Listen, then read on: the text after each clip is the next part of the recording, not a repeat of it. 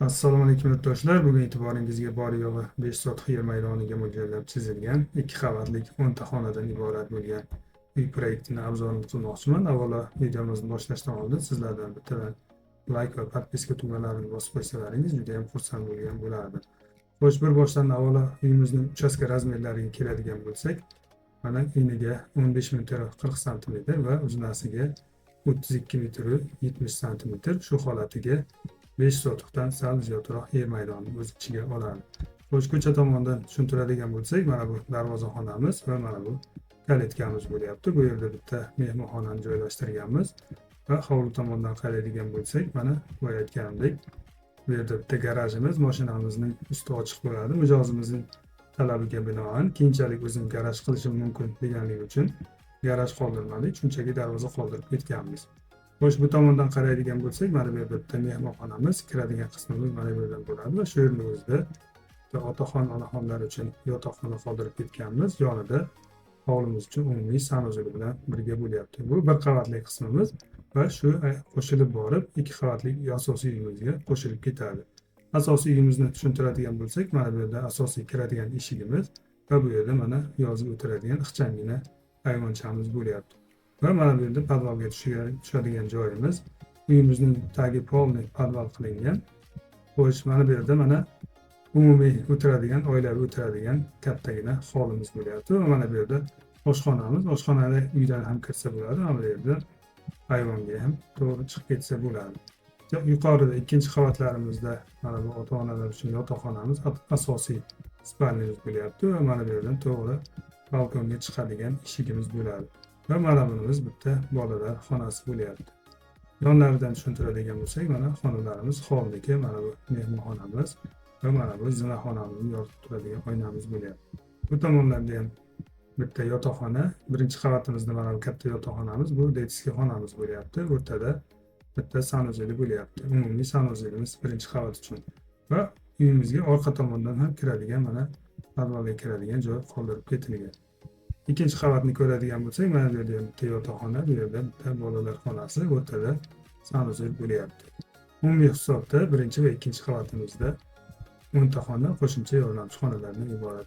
Va mana bu yerda ko'rib turganingizdek, uyimizning korobka holatdagi ko'rinishi ham bor. Buni nasib bo'lsa, videosi tayyor bo'lsa, buni ham alohida material xarajatlari bilan birga qilib chiqaramiz. Xuddi mana shu uyimizning o'zining korobka holatidagi ko'rinishi bo'ladi. Mana pastlardan podvallarni ham hammasi qilingan. Ular tayyor bo'lsa, nasib bo'lsa, ularni ham chiqaramiz. Xo'sh, uyimizni endi yana ham tushunarli bo'lishligi uchun tomlarni olib, birinchi va ikkinchi etajni planini ko'rib chiqamiz. Shuning uchun tomlarimizni yashirib turamiz.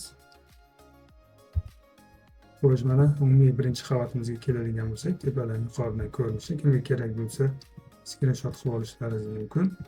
Men esa bir boshdan yana qisqacha tushuntirib o'taman. Xo'sh, mana darvozaxonamiz, bu yerda mana kalitkamiz, to'g'ri kirib mana bu yerda kirsa bo'ladi. Bu yerda mana bitta mehmonxonamiz va asosiy kiradigan eshigimiz, mana bu yerda mehmonxonaga bu yerdan kiradi va mana bu yerda общий sanuzelimiz va bu yerda otaxon, onaxonlar uchun bitta spalni qoldirib ketganmiz. Bu yerda yana bitta запасной eshigi bilan asosiy uyimizga ham kirib ketsa bo'ladi. Bu yerda ixchamgina ayvon qoldirganmiz. Aslida ayvonni kattaroq qoldirgan edik, lekin mijozimizning talabiga binoan buni ham kichkinaroq qoldirdik. Chunki men orqa tomonda ko'rgan bo'lsangiz, ozroq yer bor. Keyinchalik shu tomonga ayvon va yozgi oshxona qilaman deganligi uchun bu yerda ixchamgina qoldirib ketganmiz. Xo'sh, asosiy uyimizga keladigan bo'lsak, mana asosiy eshikdan to'g'ri kiradigan bo'lsak, mana bu koridorimiz bor. Koridordan to'g'ri mana bunimiz hol bo'lyapti. Tepada eshik qo'ymaganmiz, regel orqali rayondan to'g'ri o'tiladi. Oilaviy o'tiradigan kattagina xonamiz bo'lyapti.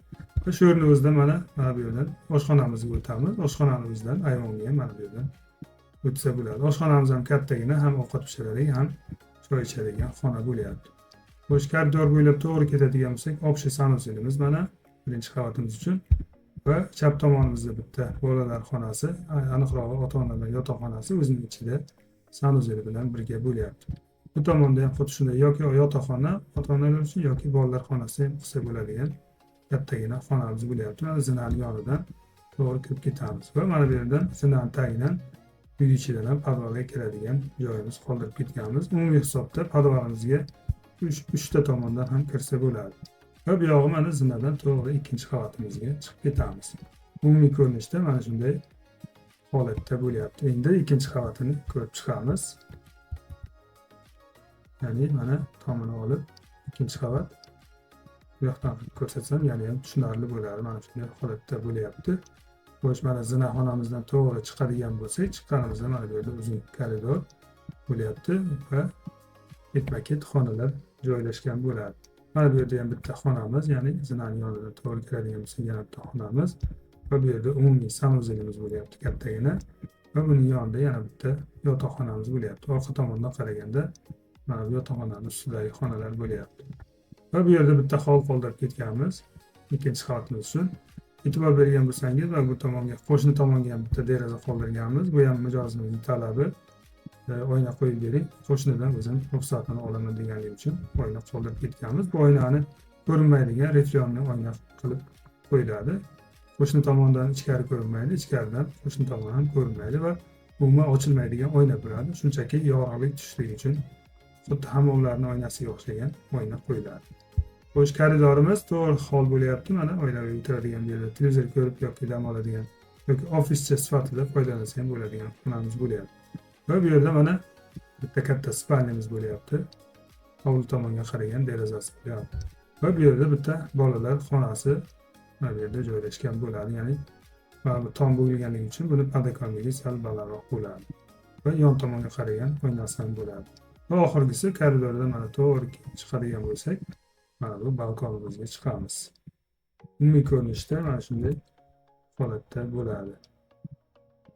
Mana yurtdoshlar, qo'ldan kelgancha ko'rsatib tushuntirib o'tdim. Biror talab takliflar bo'lsa bemalol murojaat qilishlaringiz mumkin. Telefon nomerimni videoda mana bu yerda qoldirib ketaman.